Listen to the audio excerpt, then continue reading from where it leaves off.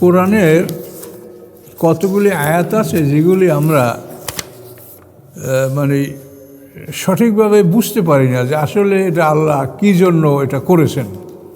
তাই একটা আয়াত আপনাদেরকে বলছি, আউযু বিল্লাহি মিনাশ শাইতানির রাজিম, সূরা নাহলের 92 নম্বর আয়াত। আপনারা বাইর করতে পারেন মোবাইল থেকে অথবা বাসায় যেয়ে দেখবেন।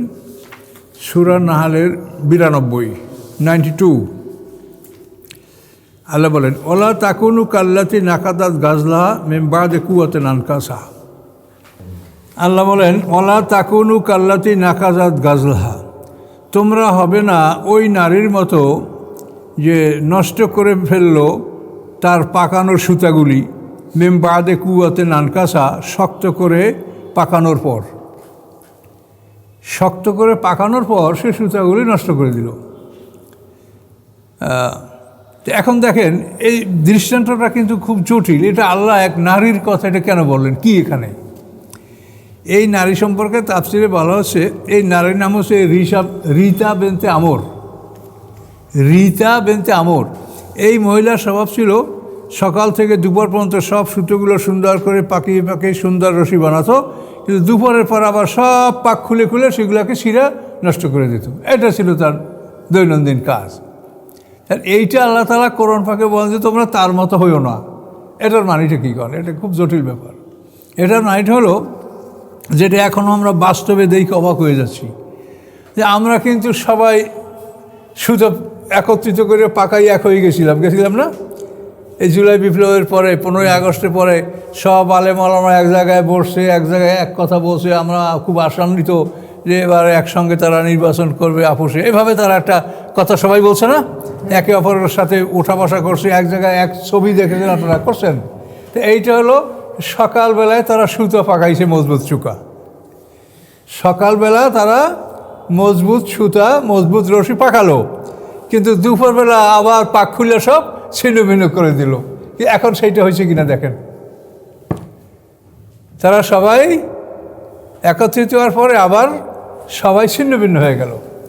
ওই মহিলা যেরকম সুতা নষ্ট করে ওই রকম এরা পাকানো সুতা নষ্ট করে দিল। তো এই দৃষ্টান্তটা আল্লাহ কোরআনে দিয়েছেন। এটা আমি সত্যি কথাই বলছি যে আমার মনে হয় যেন আল্লাহ এটা দিয়ে কী বুঝাচ্ছেন আল্লাহ মনে হয় যেন বুঝতে পারছিলাম না। এখন দেখি যে না, এই তো ঘটনা এটাই। আল্লাহ বলেন, তাত্তাখিযুনা আইমানাকুম দাখালাম বাইনাকুম, তোমরা তোমাদের শপথগুলি প্রবঞ্চনার উদ্দেশ্যে করে থাকো। একদল অন্যদের সাথে আপোষে মেলামেশা করো, শপথ করো, অঙ্গীকার করো, এটা প্রবঞ্চনার জন্য। এটা তোমরা কেন করো?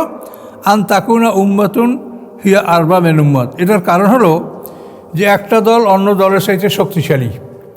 তোমরা যে দলের সাথে আপোষ করছিলে, তোমরা এখন একটা শক্তিশালী দলের সন্ধান পেয়ে এই দলকে ছেড়ে ওই দলের সাথে তোমরা যুক্ত হয়েছো। এর কথাটা আরবা, রাবাতুন মানে টিলা, উঁচু জায়গা, এর থেকে সুদ রেবা। আর এখানে হচ্ছে উম্মাতুন আরবা, যে একটা দলকে তোমরা পেয়েছো শক্তিশালী উঁচু, পেয়ে তোমরা এই দলকে ছেড়ে তোমরা ওই দলের সাথে মিলিত হয়েছো। তো এখন দেখেন এই যে অবস্থাটা চোখে দেখছেন, এটা 100 ভাগের আয়াতের সাথে মিলছে কিনা দেখেন।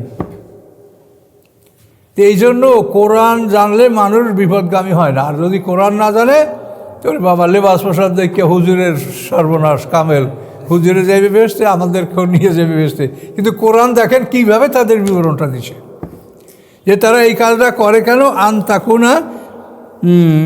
আন তাকুনা উম্মাতুন হিয়া আরবা মিন উম্মাতিন, যে একটা দল অন্য দলের চাইতে শক্তিশালী।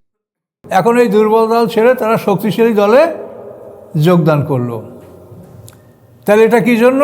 ওই যে আমি আগেও বলে রাখছি যে ধর্ম ব্যবসায়ীরা কোনোদিন দিন কায়েমের পক্ষে কাজ করবে না। আপনারা যতই তাদের সাথে মিলতে চান এটা হবে না।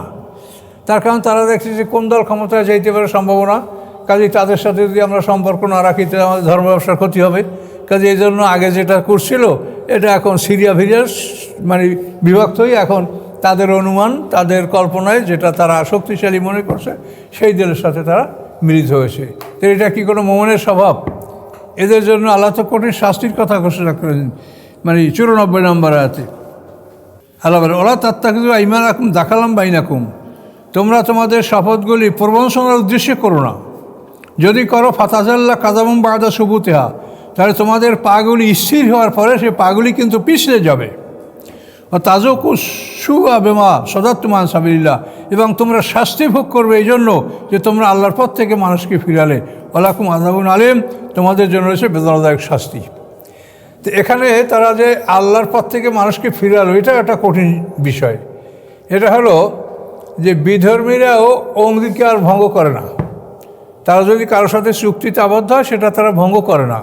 এই দেখেন, রাশিয়া আমেরিকা পরস্পর দুইটা বিরোধী শক্তি, কিন্তু তারা যখন একটা চুক্তিতে সই করে মেয়াদের মধ্যে কিন্তু এই চুক্তি ভঙ্গ তারা করে না। কাফেররাও করে না, মোশেকরাও করে না। সন্ধি করলে চুক্তি পুরা করে। একমাত্র মুসলমানরা এগুলোর কোনো মূল্যায়ন নেই। এরা এই করলো আবার এই ভঙ্গ করলো।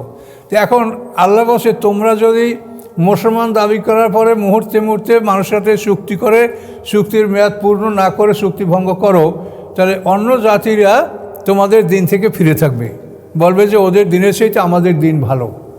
এইটা হলো ওই আসুদ্দু না যে তোমরা আল্লাহর পথ থেকে মানুষকে ফিরাও।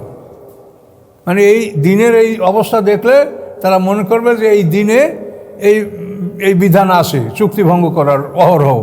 কাজে এইটা দেখে তারা এই দিনকে ঘৃণা করবে এবং এই দিন থেকে ফিরে যাবে। এইটা বলছে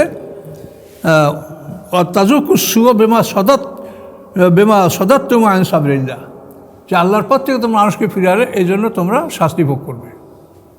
এই পরিষ্কার কথাগুলো আল্লাহ কোরআনে বলেছেন।